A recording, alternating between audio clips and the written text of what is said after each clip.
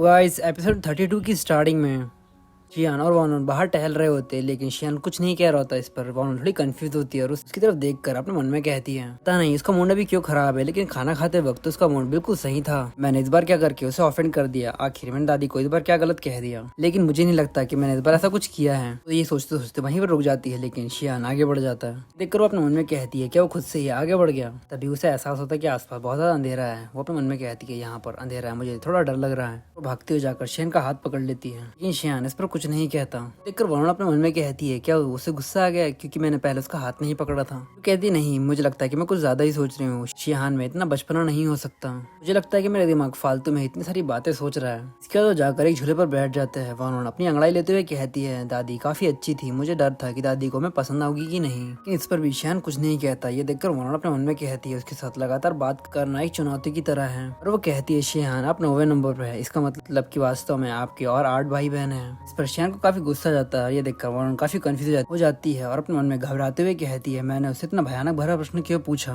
उसके 8 भाई बहन में कोई भी नहीं है और ऐसी अफवाह है कि उसने उन सब से छुटकारा पा लिया। शियान क्लेन की पावर के लिए खड़ा हुआ तो घर में ही रक्तपात हुआ। इसमें परिवार, माफिया और कई सारी सीक्रेट एजेंसी भी जुड़ी है और इसीलिए लोग उसे वॉर गॉड भी कहते हैं। हालांकि ये सारी बातें भूल गई क्योंकि दादी के सामने उसका बिहेवियर काफी अच्छा था, लेकिन तभी उसे महसूस होता है कि शियान उसकी तरफ आ रहा है। ये देखकर वो काफी घबरा जाती है और वो अपने मन में कहती है क्या वो मुझे हाथ लगा रहा है जबकि मैं उसके हाथों से बच नहीं सकती और ना ही भाग सकती हूँ। फिर घबराते हुए उसकी तरफ देखती है। वो देखती है कि वो सो रहा है। ये देखकर अपने मन में कहती है फिर से 1 सेकंड के अंदर सो चुका है। ये उतनी बुरी भी खबर नहीं है, कम से कम मैं उससे बच तो सकती हूँ अभी उसके गुस्से से। मतलब दादी भी उन्हें दूर से देख रही होती है और ये देखकर वो काफी हैरान हो जाती है कि 9th मास्टर सो रहा है। वो कांपती आवाज में कहती है ये नामुमकिन है, 9th सो रहा है। उसके साथ वाला बंदा कहता है मैडम ये दादी कहती है जोंगू को यहाँ पर लेकर आओ और डॉक्टर शाओयू को भी यहाँ पर लेकर आओ। बंदा कहता है ठीक है मैडम, मैं समझ गया। क्या वो दोनों डॉक्टर वहां पर आ जाते हैं। उनमें से कहता है मैडम क्या आप हमें ढूंढ रही थी। दादी कहती है तुमने बताया था कि शिहान को हिप्नोसिस करने के बाद भी नींद काफी देर में आती है और तुमने मुझसे कहा था कि अक्सर होता है और पिछले कुछ दिनों से सो भी नहीं पा रहा है ना। डॉक्टर कहता हाँ हमने यही कहा है। दादी थोड़ा गुस्से में और उस तरफ इशारा करते हुए कहती है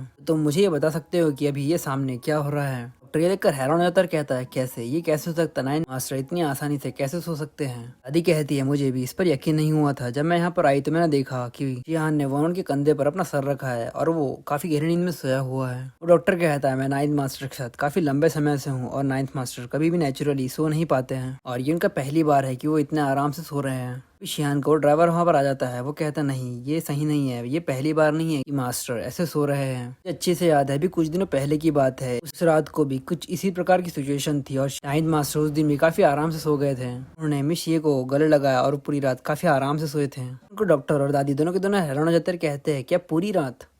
तो ये एपिसोड यहीं तक। इस एपिसोड का लाइक गोल है 300, तो प्लीज कंप्लीट करवा देना। कमेंट करके जरूर बताना कि एपिसोड कैसा लगा और चैनल को सब्सक्राइब करना मत भूलना।